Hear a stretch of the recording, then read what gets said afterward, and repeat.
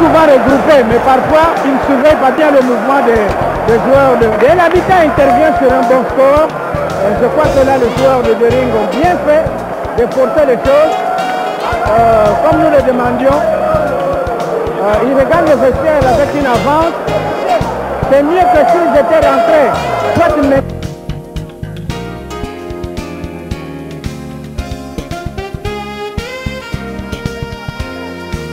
Ils cherchent aussi eux à attaquer en maîtrisant le milieu du terrain.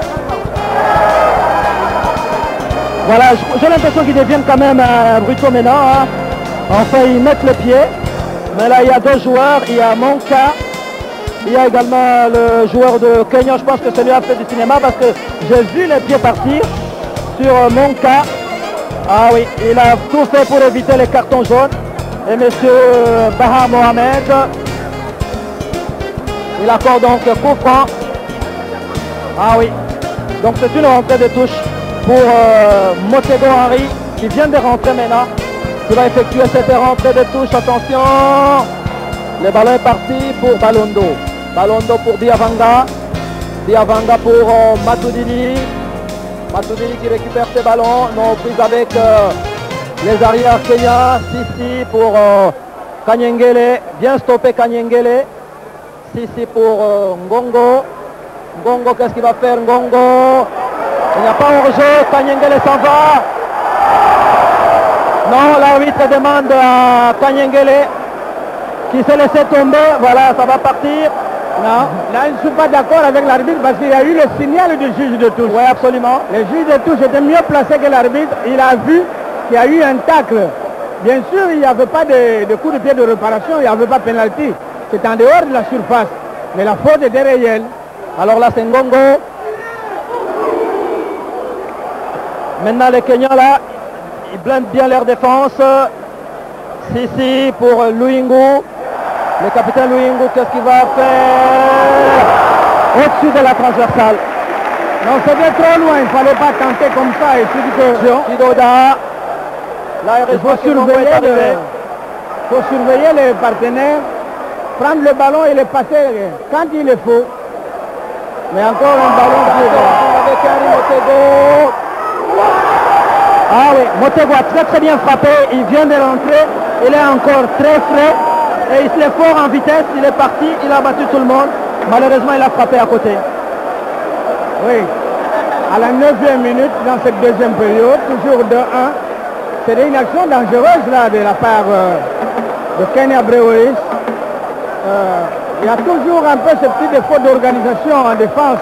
On dégarnit un peu trop lorsqu'on part en attaque. Et sur le contre-attaque, le Kenya, que ce soit en première période ou maintenant, on a vu qu'ils savent profiter des erreurs de la défense de l'équipe adverse.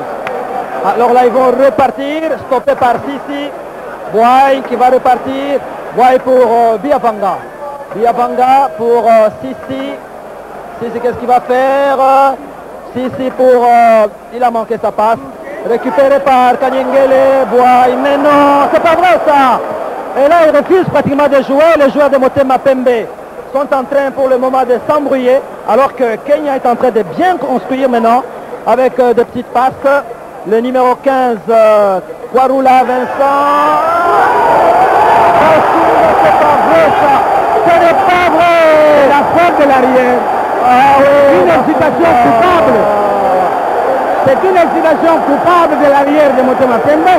Il a vu le ballon rebondir devant lui et il fallait qu'il soit propre à prendre ce ballon. À la 11e minute, l'équipe de Breweries égalise. La partie devient plus difficile pour le moment. Oui, avec 2 buts marqués à l'extérieur et la finale retour à domicile, ça s'annonce quand même difficile. Là, il faut que les Dering réussissent au moins 2 buts pour gagner ce match par un 4-2. Ça pourrait, avec 2 buts d'avance, leur permettre de souffler un peu avant le match retour.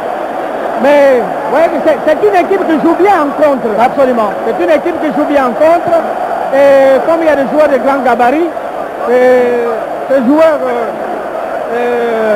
de Motema Pembe au niveau de la défense doivent éviter les hésitations. Et comme je l'ai dit, Généralement dans ce stade, sur tous les matchs que nous avons vus de Motema Pembe, le joueur, on dirait, il baisse le bras en deuxième période.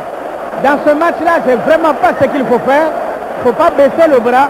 Au contraire, il faut que la deuxième période soit meilleure à la première et permettre à Motema Pembe de marquer plus de buts que l'adversaire dans cette deuxième période. C'était plus en confiance que ceux de Motema Pembe. Je n'ai pas compris pourquoi tout au long de cette rencontre. Certains aussi de noirs avec des tam-tams, mais voilà, on va terminer donc. 2 pour Motema Pembe, 2 pour Breweries du Kenya le 10 décembre à Nairobi. Tâche très difficile pour les Aïrois. Chercher une victoire à l'extérieur, ça me paraît difficile, mais c'est une équipe du DSMP qu'on n'a pas beaucoup reconnue cet après-midi, complètement perdue. Là, je pense que Motema Pembe n'a pas réussi le match livré par exemple à Lomé. Aujourd'hui, l'équipe n'a pas fait d'effort pour faire oublier ce qu'on savait déjà de cette formation de Motema Pembe, qui en fait n'a toujours pas réussi au stade Camagnola de deuxième mi-temps extraordinaire. Là, je crois qu'il faudra faire un effort. Pour l'arbitrage, bien rien à redire. Je crois que les arbitres auront fait leur travail et que le match aura été un match correct. Il y a eu au début de la deuxième période quelques accrochages de joueurs de l'équipe du Kenya. Mais je crois que nous pouvons dire que c'est un match qui aura été correct dans l'ensemble. Le résultat, rien à redire. Les Kenyans, ils ont forcé.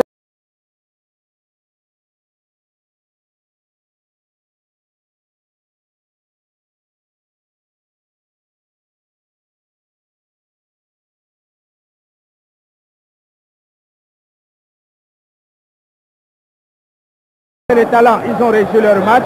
Eh bien, je crois qu'ici, sur ce score de 2 buts partout, tout doit se jouer lors du match retour.